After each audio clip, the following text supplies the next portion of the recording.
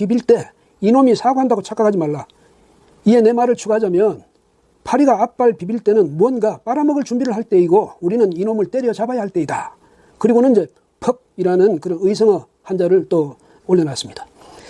2010년에 조국, 당시는 교수였겠죠. 당시 교수가 자신의 페이스북에 올린 글입니다. 그때 유명한 외교통상부 장관의 딸이요. 외교통상부에 특채가 됐는데 거기에 특혜가 있었다. 이런 논란이 아주 커져가지고 결국은 이제 유 장관이 사임하는 그런 상황까지 갔었죠. 그 이제 당시 교수가 이걸 두고 한 말이었는데 또 이렇게도 이야기했습니다. MB 주변에는 공정한 사회에 반하는 인간만 득실거림을 보여주는 사건이다. 사실 신하는 주군을 보고 따라하는 법이거늘. 이런 글을 올렸어요. 그 다음에 이제 2016년 12월 1일에는 또 루슈인 있죠. 중국의 문호이고 사상가. 루슈인의 말을 인용을 했는데요. 역시 페이스북에 사람을 무는 개가 물에 빠졌을 때 그 개를 구해줘서는 안 된다. 오히려 더 두들겨 패야 한다. 그러지 않으면 개가 물에서 나와 다시 사람을 문다. 이런 글입니다. 그런데 이때가 언제냐면요. 박근혜 전 대통령이 4월 퇴임 그리고 6월에 대선이 치러질 것이다. 이제 이런 말이 이런 분위기가 이제 아주 급부상할 때 그때였습니다. 그때 당시 현직 대통령 보고 그렇게 이야기한 거죠. 그러면 박근혜 전 대통령이 물에 빠진 개였습니까? 이렇게 참 아주 모진 이런 말을 아주 즐겨 잘한 사람이 조 후보자입니다. 그렇다면 조 후보자 자신은 현재 어떤 입장입니까? 주군은 또 누구입니까? 주군의 어떤 뜻을 닮았습니까?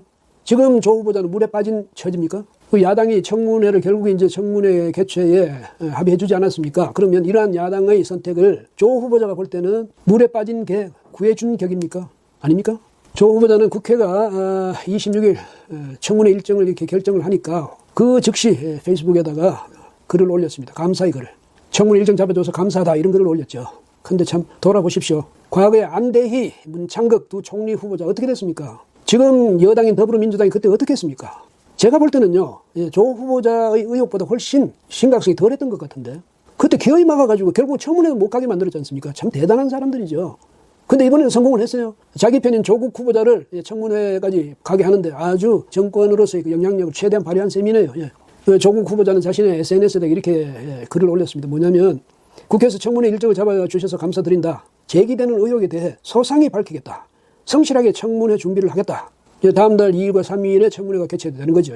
근데 통상 이 장관급 인사 청문회는요, 하루를 합니다. 그런데 뭐 특별한 경우에는 이틀씩 한 경우도 있죠. 이제가 6번이 그런 예가 있는데 17대 국회 때는 정상명 검찰총장 후보자, 그 다음에 유시민 보건복지부 장관 후보자, 또 19대 국회 때는 현오석 기재부 장관 후보자, 그 다음에 남재준 국정원장 후보자, 문형표 보건복지부 장관 후보자, 역시 각 이틀씩 했습니다. 그 다음에 김병관 국방부 장관 후보자의 경우는 자정을 넘기는 바람에 결과적으로 이틀이 됐죠. 어쨌건 문 대통령 또 조국 후보자 여론과 언론의 풍랑 이걸 이겨내고 결국 이제 청문회까지 가는데 성공을 했습니다. 문 대통령이 어쩌면 조 후보자에게 이렇게 말했을 수도 있죠. 사람만 돌아와라. 그러면 임명은 내가 책임질게. 그렇게 묵결을 했든 뭐 암시를 했든 아니면 이심전심으로 서로 통했든 뭔가 있었을 것 같네요. 근데 청와대하고 조국 후보자가 뭐 지금 이제 안도하고 있기는 하겠지만은 여론 동향, 민심 너무 만만하게 보면 안 됩니다. 그거 아셔야 돼요. 중앙일보 조사연구팀이 23일, 24일 이틀간 전국의 19세 이상 남녀 1000명을 대상으로 여론조사를 했습니다. 그런데 어떤 조사를 했냐면 조국 후보자를 법무장관으로 임명하는 것을 찬성한다, 반대한다 이걸 이제 물었습니다. 찬성 여론이요. 27.2%에 그쳤습니다. 반대 여론 60.2%였습니다. 그리고 12.6%는 뭐 모르겠다 하든 아니면 대답을 유보하든 그렇게 했는데 이렇게 엄청난 차이가 있는 것 아닙니까? 이게 여론입니다. 그리고 KBS의 그 프로그램이죠. 일요진단 라이브. 여기서 한국 리서치 의뢰해서 이제 이때는 적합도 조사를 했어요. 22일, 23일 이틀간. 그러니까 전국의 19세 이상 남녀 1015명을 대상으로 했답니다. 그런데 여기서 조 후보자가 법무장관으로서 적합하냐? 이런 적합도에서 18%가 적합하다. 48%는 부적합하다. 이렇게 답이 나왔습니다.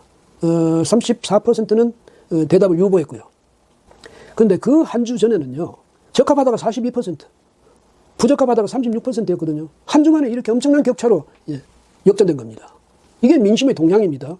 이런 민심을요. 만만하게 보다가는 시체말로 큰 코 다칠 수가 있습니다. 이 민심은 직접 그 민심을 현장에서 이끌어보지 않았습니까? 문 대통령이나 지금의 더불어민주당 또 정권의 실세들. 그 한 번 움직이기는 굉장히 어렵잖아요. 한 번 움직이기 시작하면 그걸 막아낼 방법이 없습니다. 일단 장관으로 임명만 해놓으면 뭐 국민들도 어쩌겠어. 그때부터는 누가 뭐 무슨 의혹 말한 사람 어디 있어. 지금 있는 장관들 그 많은 의혹 제기에도 불구하고 지금 건자잖아. 조 후보자도 마찬가지야. 법무장관 되면 오히려 그 앞에서 잘 보이려는 사람이 더 많겠지. 의혹 누가 제기하겠어. 이렇게 이야기할 수도 있습니다. 그렇죠? 그렇지만 그 순간에도 국민의 불신은 속으로 차곡차곡 쌓이는 겁니다. 훗날 언젠가 그때 우리가 결정했던 것이 무모한 그런 모험이 있구나. 이렇게 땅을 칠 날이 올 수도 있거든요. 이걸 생각해서 좀 문 대통령과 참모들 진지하게 고민하고 고심하고 검토하고 판단해 주기를 바랍니다. 서울대학교 재학생 또 졸업생들이 오는 28일에 다시 촛불 집회를 열겠다고 합니다. 지난 23일에는 개인들이 주최한 것이었죠. 그런데 이번에는 총학생회가 주최하는 촛불 집회랍니다. 그 요구가 뭐겠습니까? 조국 교수 서울대에서 떠나라 이거죠. 그 다음에 조국 후보자 법무장관 임명 안 된다 이거죠. 사퇴하라는 겁니다. 양쪽에서 다 사퇴하라는 거죠. 그만큼 지금 민심이 아주 안 좋아졌습니다. 자신의 제자, 자신의 후배 아닙니까? 이 사람들이 안 되겠다는 겁니다. 조 후보자 뭐 느껴지는 거 없습니까? 그래도 기어이 법무장관 해야 되겠습니까? 대한변협은요, 26일 조 후보자에 대해서 의혹들을 계속 청문회 쪽으로 밀어놓지 말고, 그러니까 그쪽에 유예시켜 놓지 말고, 의혹이 제기된 그 순간에 분명하게 그것을 해명하라고 지금 요구했습니다. 그래야죠. 청문회 뭐 이틀 동안에 그 모든 걸 다 몰아가지고 해명하겠다? 그래서 논란이 부풀어 오르는 그것을 최소화하면서 그렇게 이틀 만에 다 끝내겠다는 이런 심산이라면 그 잔꾀, 뭐 당장은 통할지 모르지만은요, 훗날 그거 다 짐이 됩니다. 정의당이 찍으면 그 사람 낙마한다. 뭐 이런 얘기가 있죠. 그래서 정의당이 데스노트를 가졌다. 거기 적히면 그게 끝이다. 뭐 이런 이야기들을 하는데 거기에 대해서 조 후보자의 인사청문 준비단 그 단장 김후곤 검사장이요. 26일 정의당을 찾아가서 비교적 상세하게 소명을 했답니다. 물론 이제 정의당의 질문에 대해서겠죠. 근데 정의당도 특히 딸의 문제에 대해서 보니까 이해할 만한 부분이 상당히 많다. 그래서 지금 정의당의 입장을 결정하지 않고 청문회를 끝까지 다 치른 다음에 그때 가서 결정하겠다. 뭐 이런 입장을 정한 것 같습니다. 조 후보자로서는 일단 한숨을 돌리게 됐죠. 그런데 제가요, 참 도무지 이해할 수 없는 것이 아이고, 요번 주하고 저번 주 내내 조국 후보자가 이 전 국민의 베스트가 됐습니다. 아니, 저번 주 이번뿐만이 아니라 26일째예요. 26일째. 지명받은 지 26일째인데 네네네. 75만 건의 기사가 나왔대요. 75만 건. 에? 75만 건? 그냥 역대급이야, 역대급. 역대급이에요. 이거 대선, 이거 인지도 조사를 하면 아마 90% 이상 나올 것 같아요. 아, 그러게요. 전 국민이 조국을 모르면 네. 간첩이 되는. 제가 모셨던 그 대선 후보가 87%까지 나왔었거든요. 진짜요? 근데 이 조국은 아마 90% 넘을 것 같아요. 이야. 근데 더 유명한 분이 생겼잖아요. 조국 후보 부인. 부인. 이분은 정말, 이분도 역대급이야. 네, 역대급이죠. 네? 이야. 동양대에서 영어영문학과에서 교수로 계시는데, 네. 이분이 자기 딸을 네. 그 총장상을 주기 위해서 네. 상장을 위조했다. 미쳤다. 어제 오늘 이것 때문에 난리가 났어요. 아, 난리가 났죠. 이거 위조했다고 해가지고 아침에 총장한테 전화해가지고 아니 그 총장님이 발급해 주신 걸로 좀 해주시면 안 돼요? 네. 라고 부탁을 했대요. 그걸 또 전화한 사람 몇 명 있잖아요. 그래서 뭐 유시민, 왜 전화했어요? 노무현재단 이사장이, 뭐 유시민 노무현재단 이사장은 얘기하기는 제가 유튜버 언론인인데, 언론인? 취재 차원에서 전화를 했다. 그러면서 이제 시나리오가 있으니까, 네. 그 시나리오대로 하면 안 되냐? 이런 얘기를 우리 동양대 최 총장님한테 얘기한 거죠. 그리고 정마담한테 주려는 거 이거 장짜리 아니야? 자 모두들 보죠. 정마담한테 장땡을 쳐서 이 판을 끝내겠다 이거 아니야? 시나리오 쓰고 있는 미친 새끼가 시나리오 쓰고 있는 미친 새끼가 이거 엄청난 특종인데 유시민 이 사람 올해의 기자상을 주세요. 올해의 기자상을 얼마나 이거 어마어마한 지금 취재한 거야. 본인은 알고 있다는 거 아니에요? 이게 조작됐다는 거 알고 있으니까 이렇게 얘기한 거지. 아니 그거 알고 있었으면서 얼마 전에 조국 후보자는 범법을 하나도 하지 않았다 이런 얘기를 했어요. 본인은 안 하고 부인은 했다 이런 얘기인가? 그런 거였죠? 네, 본인은 불법 행위 안 하고 나 외에 뭐 딸이나 와이프는 불법 행위를 했다 이렇게 얘기하는데 그러니까 부부는 일심동체. 일심동체 아닙니까? 진짜 웃기는 건 박근혜 정부 때 그 박근혜 대통령과 누구요? 최순실과 경제공동체 아니냐. 그리고 이번에도 포괄적 뇌물죄. 그래서 이 모든 형량이 유죄가 나왔잖아요. 그러면 이 조국과 정경심 교수는 일심동체가 아닌가요? 아니 내가 보니까 이 가족들은 대화를 안 해. 뭐야? 대화를 안 해. 그리고 이제 부인이 여보 나 이번에 주식하는 거 15억 5천 나 이번에 사모펀드에 투자했어. 솔직히 이렇게 얘기할 만하잖아요. 그 얘기 안 해. 몰랐대. 몰랐다고. 다 몰랐대. 아빠 나 저기 당태여가지고 의전원 가가지고 나 제일 저자로 등재됐어요. 잘한다고 맞아. 몰랐대. 그리고 각종 스펙도 다 있어. 이년까지 가. 서울대 환경대학원에서 장학금 받은 거, 부산대 의전원에서 장학금 받은 거 몰랐대. 그러니까 이 집은 내가 봤을 때는 같이 안 살거나 대화를 안 하는 사람. 그렇구나. 대화를 안 해. 그러니까 내가 봤을 땐 위장 결혼하고 이런 것들이 안 따, 이런 사람들이. 위장 결혼. 근데 왜 딸 저기 부산 의전대 갔을 때는 딸 저기 면접 보러 갔는데 왜 조국이 따라갑니까? 그러니까 이 사람이 따라가서 담당 교수하고 인사하고 밥 한 끼 같이 먹었다는데? 거짓말하고 위선 잘하는 게 계속 드러나고 있잖아요. 아니 이게 부인이 저 웃긴 게 뭐냐면 봐봐요. 아니 이건 범죄자야 범죄자. 범죄자지. 자기가 하는 연구 그 프로젝트에 네. 딸을 연구 보조원으로 등록을 시켰어요. 아, 동양대 학생도 아닌데. 네. 어. 그래가지고 그 딸한테는 월급 개념, 뭐 아르바이트 개념이라고 해야 되나? 연구비 명목으로 160만 원을 주고 자기 밑에 있는 조기한테는 100만 원 줬어. 그게 말이 안 되는 거야. 어떻게 이렇게 될 수가 있어요? 그래놓고는 네. 그 영재센터에서 아이들을 가르쳐서 네. 조국 후보가 그러죠. 우리 딸이 그 영재센터에서 중고등학생들을 가르쳐서 그렇게 무료 봉사를 했기 때문에 총장상을 받았다. 근데 알고 보니까 연구 보조원으로 해서 월급도 타먹고 총장상도 받은 거네요. 내가 봤을 때는 그러면은 이랬어야지. 거기서 강의를 했으니까. 강의안 있어야지. 그 저기를 했대. 네. 중고등학생들 영어를 가르칠 때 동양대 어학원에서 그럼 어학원장 표창장을 줬어야지. 왜 총장 그 직인을 왜 마음대로 위조해가지고. 주냐고. 참 이거 범죄. 범죄. 범죄. 사무소 위조. 네. 그래가지고 이 정경심 교수가 동양대 총장한테 전화해서 우리 딸이 부산 의전은 입학한 거나 저기 한 것들이 취소가 될 것 같으니까 이걸 그 총장님이 저한테 위임한 걸로 영재센터에 센터장한테 위임한 걸로 해주시면 안 되냐. 근데 오늘 어제 그 동양대 총장이 검찰 수사를 받고 봤었어요. 나오면서 네. 얘기를 했죠. 학자적 양심. 학자적 나는 양심. 이걸 지키기 위해서 사실 그대로 말할 수밖에 없었다. 아, 그리고 검찰에서 이미 다 알고 있었다. 다 압수수색을 통해서 사실관계를 알기 때문에 도와줄 수가 없다. 이렇게 얘기를 했는데 네. 이거를 계속 그냥 거짓말을 사주한 거 아니에요. 사주한 거죠. 증거 인멸을 시도한 거죠. 맞아요. 그 유시민 이사장은, 아니, 언제 유시민 이사장이 뭐야, 기자였어? 어? 말도 안 되는 소리 하고 있어요. 그래서 우리가 처음 얘기했을 때처럼. 그렇죠. 조국은 법무부 장관이 가야 되는 게 아니라, 법무부 교정 교육을 받아야 돼요. 그렇죠. 맞습니다. 우리 처음에 얘기했죠. 교정교육이 뭐라고 했죠? 네, 범죄자죠. 범죄자. 네, 교정교육이 뭐 하는 거라고. 교정교육이 뭐라고. 아닙니까? 그러니까 이거 참 우리가 처음에 윤석열 총장이, 과연 이걸 제대로 수사할 수 있을까? 그래요. 우리가 의구심을 가지고 있었는데, 참 이 범죄에 대해서는 아주 감각적인 그런 촉각이 있는 것 같아요. 아주 딱 물고, 제대로 물었어요. 네. 이 조국이 한 번씩 이렇게 해명을 할 때마다, 기자 간담회든 뭐 출근하는 사람 할 때마다 그 다음날 바로 검찰 압수수색이 들어갔어요.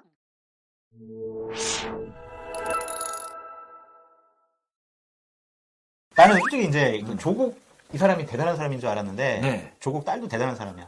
딸도 대단한 왜냐면은 그 조국 딸이 의전원에 가기 전에 입시 상담을 해줬던 선생님이 있대요. 아, 그래요? 그 선생님하고는 계속 카톡도 하고 연락도 했대. 오오오. 근데 조국 딸이 그 선생님한테 나는 억울한 게 많다. 하지만 나는 멘탈 중무장 상태다. 야, 나는 결코 흔들리지 않는다. 이런 식으로 야, 얘기했대요. 진짜요? 네. 어. 정말 대단한 친구 같아. 대단한 친구. 아버지의 피를 그대로 물려주는 게 아닌가라는 생각이 들어요. 아니 그 딸이 자기가 이제 입시 자소서 있죠? 자소서를 잘 썼다고 해가지고 자소업체들한테 이제 올려가지고 팔았다는 거 아닙니까? 그래서 몇 명이 그걸 받아봤대요. 2만 원에서 5만 원. 그렇죠. 그러면 그것도 이것도 자소서에서 내용도 다 허위가 되면 그럼 이것도 하나의 사기죄가 될 수 있다라는 게 하여튼, 법조 전문 기자들의 얘기고 변호사들의 이야기입니다. 근데 우리가 정말 2주 만에 네. 저런 아주 의학적인 논문을 쓰는 그런 우리나라 대한민국의 인재에 대해서 천재. 인재에 대해서 우리가 이렇게 좀 뭐라고 하는 것은 좀 문제지만 어쨌든 봐보세요. 네네. 자, 논문 제일 저자 등재도 의혹이 많아요. 그렇죠. 그 다음에 장학금 받은 것도 의혹이 많아요. 네. 그 다음에 그 고등학교에 있으면서 스펙 관리했던 여러 가지 상황들. 네. 그런 것도 다 의혹이 많아요. 그리고 부산 의전원 간 것도 상당히 의혹이 있다라는 맞아요. 거고 네. 서울대 환경대학원에서 장학금 받은 것도 의혹이 많다. 많다. 먹튀다라는 거예요. 먹튀. 2학기 동안 한 과목 과목 들었대요, 듣고 한 과목. 802만 원을 먹고 네. 튀었다는 거 아니에요. 부산 의전원으로. 우선으로 튀었는데 되게 웃긴 거야. 그거를 받고 이제 조국 후보자가 나와서 얘기했잖아요. 우리 딸이 그걸 반납을 하려고 했었는데 반납할 수가 없었다. 근데 웃긴 건 장학재단, 서울대 장학재단 입장에서는 한 번도 그런 전화를 받은 적도 없고 네. 그런 조항도 없답니다. 그 내가 저기 하나 사실 알려줄게. 그 조국 수석이 자기는 환경대학원 사람들 모른다. 그 딸 아이에 대해서 얘기도 안 했다라고 했다잖아요. 그렇죠. 근데 제가 서울대 대학원을 다니던 사람한테 물어봤더니 그 조국 후보 딸아이가 환경대학원에 다닐 때 또 다니기 전에 서울대 법과대학원하고 환경대학원하고 같은 건물에 있었대. 같은 건물 그러니까 한층하고 그 아래층에서 같이 썼다는 거예요. 같은 건물을 썼다는 거예요. 근데 지금 이사를 갔대요. 이사를 갔는데 사실 같은 건물을 썼는데 그 사람이 계속 얘기를 했을 거 아니야. 인사도 하고 밥도 혹시 보냈다고 먹고 그런 색다른 거짓말을 이 조국 후보가 했어요. 근데 이 사실을 아는 기자가 없었으니까 그때 기자회견 때 이런 사실을 추궁하지 못했는데 아니 기자회견도 정확히 그 부분 내가 지금 들어갈게요. 그 조국 기자회견은 민주당과 조국이 완전히 짜고 친 고스톱이었습니다. 정확하게 짜야지. 윤석열이가 고수도 비하 발언이야. 이거는 고스톱 비하 발언. 네. 우리 고스톱이 우리 곧 추석 때 우리 국민들이 많이 하는 건데 그거를 조국에게 비교하면 어떡합니까? 그러니까 아예 그때 짜고 쳤다 그냥 이거예요. 뭐 마작이라든지 맞아요. 뭐 그랬는데 키포인트는 뭐냐? 첫 번째는 민주당에서 갑자기 민주당의 출입기자들한테만 공고를 했고 그거를 해당 매체의 데스크들이 이거를 반대를 했다는 겁니다. 반대했더니 그냥 밀고 나갔대요. 네. 그 다음에 이 출입기자로 등록된 사람들만 들어와야 된다 이런 얘기를 하니까 항의가 나오니까 그럼 민주당의 등록된 매체를 해서 네. 간담회를 한 겁니다. 근데 참 너무 안타까운 거 아닙니까? 이 기자회견이나 이걸 하려고 하면 명확한 시기에 시간을 맞춰서 그 국회 빌린 것도 불법이었고 민주당이 의원총회를 한다고 해놓고서는 거기다가 조국 저기를 한 거예요. 사무처에서는 그게 정무적으로 판단했다 그랬지만 사실상 국회법상 이 절차상으로 문제가 있는 거였습니다. 그럼에도 불구하고 그 해결을 해놓고 국민한테 다 우리가 해명을 다 했다 이런 식으로 해서 오늘 대통령 지지율이 다소 올라갔죠? 네. 이게 다 쇼했다는 겁니다. 그게 지지할 때니까 정확하지도 않은 것 같아.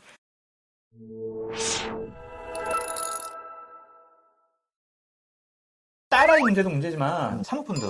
이것도 상당히 이거는 조국 직격탄 아닌가요? 이거는? 이게 지금 조국 딸의 문제로 지금 포커스가 맞춰져 있지만 사실은 사모펀드 이 PE와 관련된 거는 어마어마합니다. 어마어마해요. 그거는 정말 제대로 파야 돼요. 제대로 파고 있고 지금 현재까지는 어디까지 나왔냐면 여권의 주요 의원들의 보좌관이 해당 이 투자했던 사모펀드 업체의 이사로 돼 있고 여권의 실세 의원이 KT에다가 전화를 했다까지가 지금 밝혀진 겁니다. 아무튼 지금 상황은 사모펀드 문제는 사실 굉장히 복잡하고 어려운 부분이 있는데요. 결국엔 터질 거라고 저는 생각이 됩니다. 일각에서는요, 이 사모펀드 이 문제가 슈퍼 울트라 스펙타클한 국정농단이다.